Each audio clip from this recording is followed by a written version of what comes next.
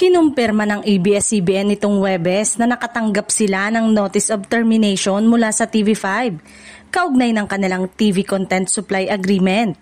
Ayon sa Kapamilya Network, ikinalulungkot nila ang desisyon dahil critical pa ang kasalukuyan nilang recovery matapos mawala ng prangkisa noong 2020. Dagdag pa nila, ang partnership sa TV5 ay isa sa mga pangunahing naging daluyan ng kanilang content habang pinatatatag nila muli ang operasyon.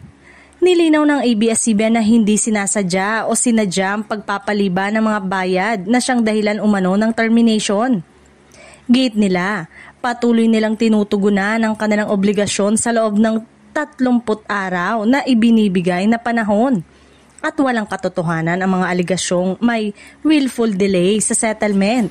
Ayon sa network, dapat ding tignan ang mas malalim na dahilan, ang matinding financial constraints na idinulot ng pagkawala ng prangkisa at mga regulasyong ipinataw ng gobyerno. Dagdag pa ng statement, ang kasalukuyang problema sa pinansyal na kalagayan ng ABS-CBN ay hindi bunga ng choice or mismanagement, kundi epekto ng mga pangyayaring beyond their control.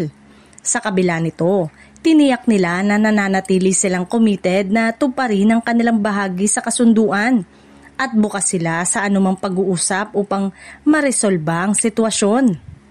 Kasunod ng terminasyon, naglabas ang ulat na umabot na umano sa 941.6 million pesos ang delayed payments ng ABS-CBN, dahilan para maapektuhan ang operasyon ng TV5.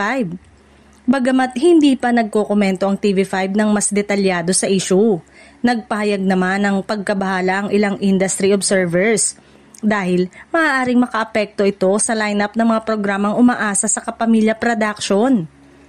Sa ngayon, wala pang malinaw kung ano ang magiging epekto ng termination sa existing shows na nakatali sa partnership ng dalawang network.